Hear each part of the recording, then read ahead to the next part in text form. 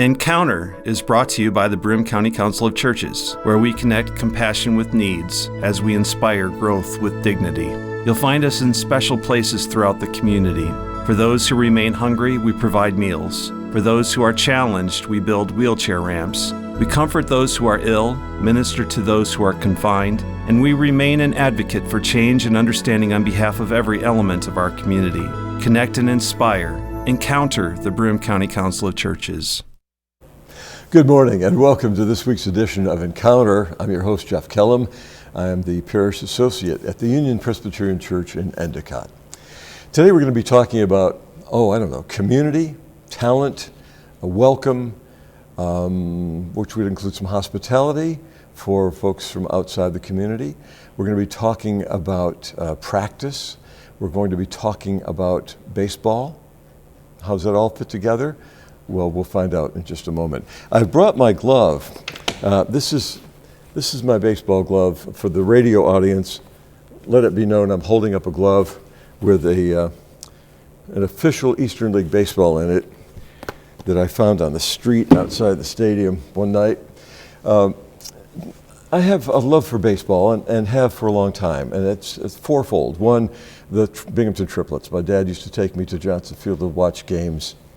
Number two is the Binghamton triplets, because my uncle Tommy McMahon, did play-by-play for the triplets back on WNBF radio in the 1930s, late 30s and early 40s. There's also that Hubble guy in the Hall of Fame, Carl Hubble. My grandmother was a Hubble, and so Carl Hubble is a distant cousin of mine, or was. And then the fourth thing is, playing catch with my grandsons is one of the thrills of summer for me. And to get ready for it, I've got a pitch back in the backyard, and I'm going to have PT tomorrow because that's an accident we don't need to talk about right now. My guest today is the owner of the Binghamton Rumble Ponies, David Sobotka. Welcome to the Encounter program. Thanks for having me, Jeff. It's a thrill to have you here and to have some conversation with you even before we go on the air. We're going to talk a little bit about baseball, a little bit about the Rumble Ponies, a little bit about your background, what possessed you to buy a baseball team. Is this something when you were about 12 you thought you would do when you grew up? No, when I was 12, I thought I was going to be first baseman for the Yankees. Being a lefty, shortstop was out. Right. But that dream died very quickly. But minor league baseball is something that I've enjoyed for a long time. I used to go when I was a kid. I went when I was in college. There was a team locally, AA team of the Yankees, in fact. And I love everything about minor league baseball. I'm a huge baseball fan, have been since I was yay high. But it's not just the baseball element at the minor leagues. It is, as you were alluding to, it is the striving nature of the game. Everybody that's involved is trying to get to a different place, and the level of effort and the intensity and the focus is just a little different orientation than at the major league level. And then, of course, there's the community aspect of it, how integrated minor league teams are into their communities. At the major league level, of course, huge fan bases and huge community involvement. But if you go to a big city, the Major League Baseball team is one thing out of many, many. Mm-hmm. In a lot of minor league cities, the baseball team is really a focus. It is the center of community life. It is one of the places that the community can convene very easily and see their friends, their neighbors, their colleagues. And I just love that. Yeah. And I love now that my wife, KJ, and I are the hosts for that. It's very gratifying. Yeah, I remember a friend of mine who was a student at a school where I taught back in Richmond. I taught a graduate school there with in video, and one of our students, now in his adulthood, they live in a town that has a AA team, and they host a player every summer, or did, now that the rules have changed. Right. But that player would come and live with them through the summer, I guess. It was kind of a, here's our room, and if you want to be home for dinner, that's fine. If you can't, then that's fine. And it was a welcoming, hospitable kind of thing they embraced the team literally into their homes. Nowadays, the rules have changed a little bit. Right? They have. Yeah. They have. So, for a very long time, that was the operating model, that the players would be on their own to find housing, and the teams would try to find members of the community to put them up during the summer, which sometimes it worked really well. I think other times, depending on the personalities, maybe not as well. But the level of professionalism, I think, has been raised, and Major League Baseball recognized that these are elite athletes whom the teams are putting significant investments into. And so they really need to now be treated like professional athletes, as opposed to the strivers, the aspiring athletes that they are. But they're being paid, and some of them are being very well paid and groomed for great things. Right. So now the Major League team is actually responsible for the housing, and we're happy that, in our case, the Mets are contributing to the local economy by paying some good rents during the season. Yep. And the embrace of the team, I'm a member of the Booster Club. I've only been a member of the Booster Club a couple of years, and having the team members come in and speak to each meeting of the Booster Club, you meet these guys one-on-one just for maybe 10, 12 minutes. It's a quick conversation. But they come with such enthusiasm and excitement. They know from whence they've come. They know where they would like to be, but they're feeling welcomed. And then the Booster Club raises money to send snacks with them on the bus, which I think is just delightful and probably much appreciated. But a small gesture of the community saying, welcome to our town. It's hugely appreciated. Think about, who we are dealing with in many cases. 20, 21-year-old young men, some of them away from home for the very first time, some of them coming from outside the country, some of them without great language skills. So all the little things that connect them, that make them feel, like they're at a home, even if it's not their own home, it really contributes to their mental well-being. Right. This is a tough job for them. April through September, they're playing 6 times a week, Tuesday through Sunday. They get Mondays off. They're practicing all the time. They're on the road half the time, and on the road is not jet travel for our young men. Our Rumble Ponies are taking buses, and some of these bus rides are long, going to Portland, Maine, or Richmond, Virginia, or Akron, Ohio. Having something to nibble on, and knowing that there's a group of fans that is supportive of them and recognizes them, and that's interested in their backstory, gives them, a very good feeling. And Jeff, it's interesting. The Booster Club went to Citi Field down in Queens last year, and they had a meet and greet with Pete Alonso and Jeff McNeil, 2 of the stars of the current Mets team, who both played in Binghamton. Yeah. And when the Booster Club walked in the room, Pete Alonso and Jeff McNeil recognized people. There was a connection, and they think very fondly of their time in Binghamton. And that really speaks well to the Binghamton community, that you've got guys who are now superstars, who are experiencing everything a professional baseball player could hope to experience, and yet they think Binghamton was good to me. Yeah, yeah. And many of them speak so highly of Wegmans, which I find interesting too. Some of these players have come from small towns. They're not all coming from LA or Las Vegas or someplace. And so to come into Binghamton, which is not exactly a huge metropolis, but to find this store that is so almost like a Disneyland grocery store or something for them, it's really funny, and the gift certificates which are given to them are highly appreciated. So when you first came to Binghamton, what was the welcome like for you? You're not a player, but you're an owner, but you have become a part of the community? I think it was a welcome that was warm, yet filled with wonder. We were still coming out of the pandemic.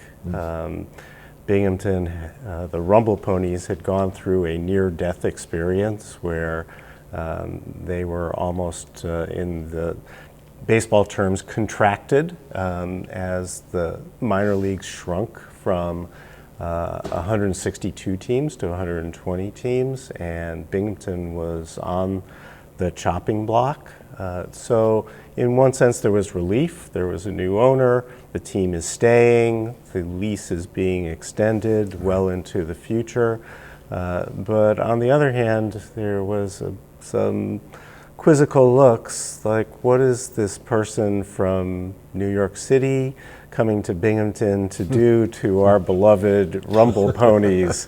Are they really staying here? Is this a person that's going to be committed to our community? And frankly, I had never been to Binghamton before March of 2021 when I began my due diligence adventure of the team. Yeah. And so I don't think those questions were unjustified, but I also knew it was on me to quite quickly establish that the team is staying here, and that part of the driver of getting involved with the team was to make sure that as we came out of the pandemic, we reintegrated into the community and maybe even drove those roots deeper than they had been for the last few years. Yeah, and you and your wife are here for every homestand. You live in the area, and she works in the gift shop. She runs the merchandise and all the kind of creative aspects of the team. So, but she does. She works behind the counter at the team store, yeah, and is by far our best salesperson. And even your dog finds a welcome here.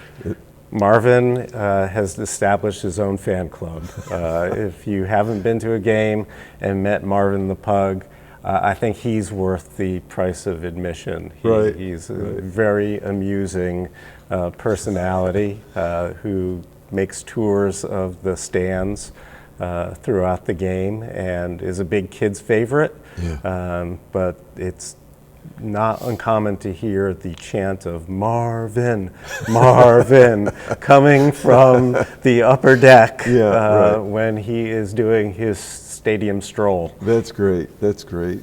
Our guest today is David Sobotka, who is the owner of the Richmond. I knew I was going to do that. The Binghamton Rumble Ponies. I had a season ticket. One team's enough. Thanks. I know. I had a season ticket to the old Richmond Braves. They called me the sauce man in the stadium because I was in seat 1A, or A1, and sat across the aisle from the players' wives and the other folks. So Richmond Braves is there. Of course, the Braves are long gone. They abandoned the place, and they're the Flying Squirrels now. Yes. I can say with great authority that there are no flying squirrels in the Richmond area in the trees that I remember from my years there. There are Rumble Ponies here, and of course one of the questions that we get from folks, especially outside the community, is what in the world is a Rumble Pony? So you'd think with the carousel logo and the various things going on, people would know that, but do you have to explain this to folks in New York City or to other places where you go? Only all the time. So it is a question, And it's not even obvious to the people here locally what a rumble pony is, even with, of course, the cultural affinity to the carousels in the area. I think it's unfortunate that we don't have a carousel at the ballpark so that we could point to our own rumble pony. Of course, we have our mascots, Rowdy, and now our new mascot, Ruby, who are our beloved rumble ponies. But even Buck Showalter, the manager of the Mets, last year during a press conference was curious about this, because when Max Scherzer did his rehab start here, the star Mets pitcher, he went back to New York, and Buck Showalter was talking about his start here in Binghamton at Marabito Stadium, and Buck looked at the reporter and said, "What is a rumble pony anyway?"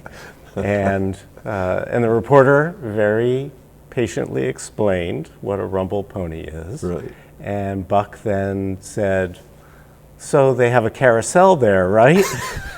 That was one of my low moments as an owner. Right. Speaking of low moments, we were talking before we came on the air about, and this is not true only of baseball, but of every sport. Every sport is played with a great deal of hope. If you're behind by several points in basketball or runs in baseball,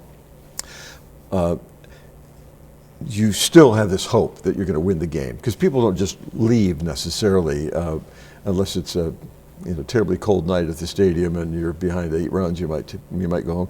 There's always this hope that you're going to do well. You're in your second year now, right? Yes. Your first year began with loss after loss after loss. How are you feeling at that point? Now everything's going much better this year. I mean, we're at 50-50 kind of. Yep. What was that like? And let's just start there. I rambled through a question. You rambled through an answer. Sure. It was. It's depressing in a way. As the rumble pony management, we have no control over the talent on the field. The Mets supply the players. The Mets supply the coaches. We are effectively providing a home for them and all the entertainment that is non-baseball. So we take what they give. Yeah. And the Mets, quite notably under their old ownership, had traded away a lot of their young talent for older established players. Yeah. And we were feeling the legacy of that. Now, we started last year, interestingly, in the so-called preseason polls as one of the top-rated teams in the country, because we had 3 budding superstars. Francisco Alvarez, who was, when he joined us, was a 20-year-old Venezuelan catcher who was a top 3 baseball prospect overall. Yeah. We had Brett Beatty, who was kind of top 20, third baseman. And then Ronnie Mauricio, our shortstop, who is also in the top 100. So we had a very robust lineup. But it turns out in baseball, having good hitting is not enough. You actually need to have pitchers who can get people out. Right. And the Mets, over those preceding years, had dealt a lot of their young arms away. And so we were struggling to find outs. We could score, we could hit. So you have to kind of switch your focus from the wins and losses to the joys of watching players develop. Yeah. And really, that's what the Rumble Ponies are there for. We are there to develop major leaguers.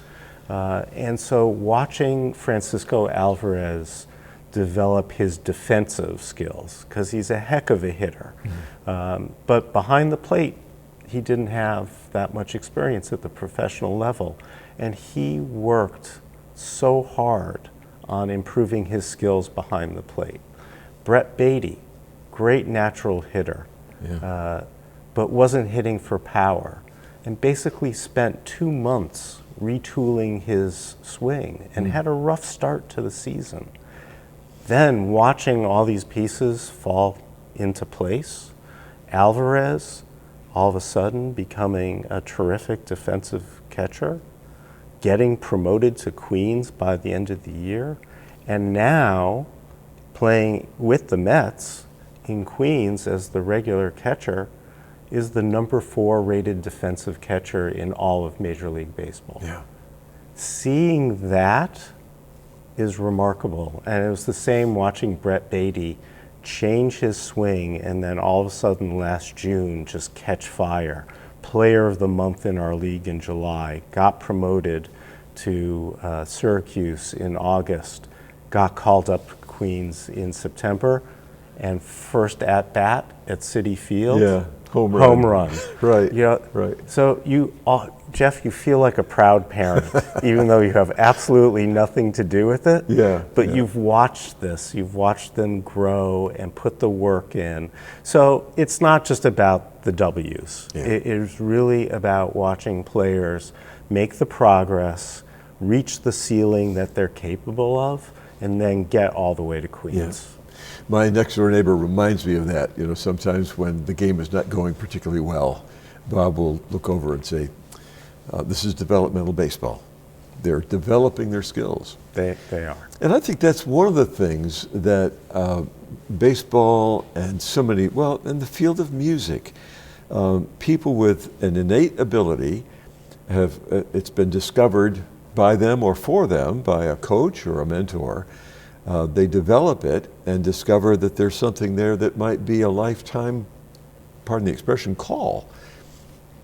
And so with practice and refinement and hard work, they wind up on the stage in a large market, large venue, or on a field playing professional sports. The reality is that many of the kids in Little League or Babe Ruth leagues all over are not going to be up there.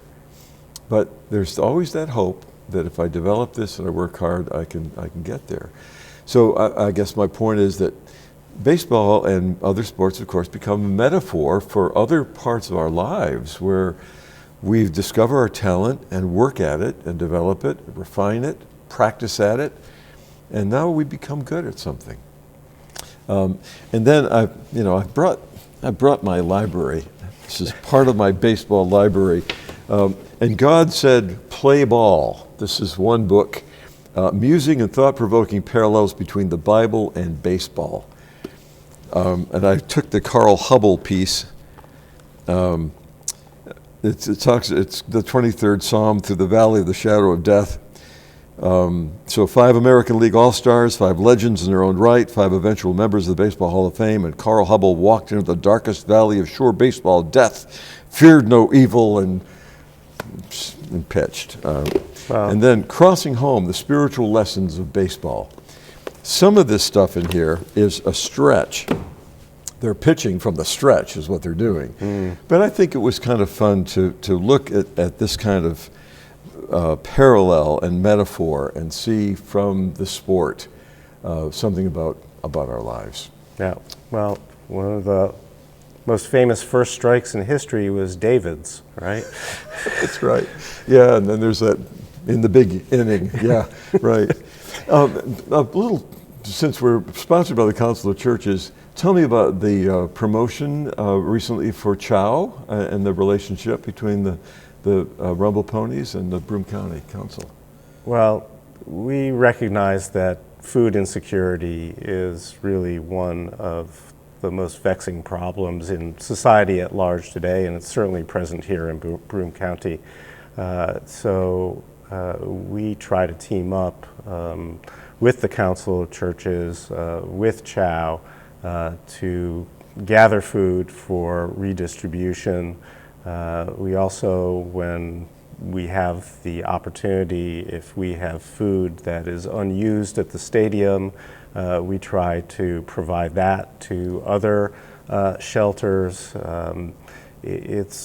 It's such a valuable resource, we don't want it to go to waste. And So we are always looking for opportunities to work with not-for-profits in Broome County. I think one of the things that has been a pleasant surprise is really the infrastructure of the not-for-profit effort here, which it's needed everywhere, but the folks here in Broome County really seem to do it very well, very organized and very effectively, and so we're happy to team up. And CHOW is certainly one of the most effective organizations that we see out there. And your cooperation with a 50-50 raffle too, there's always a nonprofit involved in that.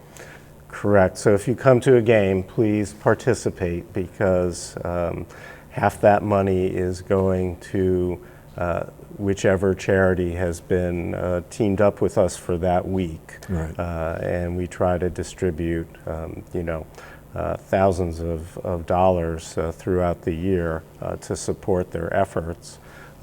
One other event that I would bring people's attention to is a bingo game that we're having on July 23rd, which will be benefiting Catholic charities. But it's a baseball bingo game, so instead of calling out numbers, the boxes on your card will be checked off depending on what happens during the game. So it's a great way to engage in the game. It's a great way to raise money to support a lot of the activities around food insecurity, shelter insecurity, that really need so much attention in this time. Yeah. And I would encourage families to come to the ballpark. As a family, you see kids running around and having a great time, running across the field at the end of many of the games. And we're just hopeful that the weather holds for these in-town, the home games, throughout the rest of the season. Well, if you have any connections there, please put in a good word. I've never thought of myself as the divine weather guru here. He's over there. Well, he's gone now. So we've been talking about community, teamwork, talent, practice, and baseball with the owner of the Binghamton Rumble Ponies, David Sobotka. Appreciate your being with us for this time. Looking forward.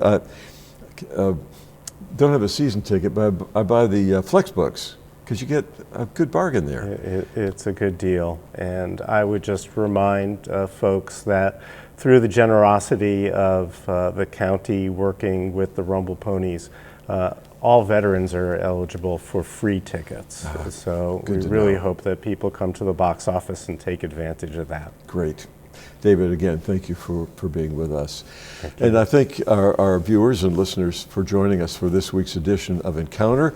The Broome County Council of Churches has produced this program for ages, a long time. And our thanks to WBNG TV for the studio and for the work putting this together, and to the Town Square Media radio stations for carrying our program, including WNBF, which carries the Rumble Ponies games. I'm Jeff Kellam, hoping that in the coming week, you'll be gentle with people and with yourself.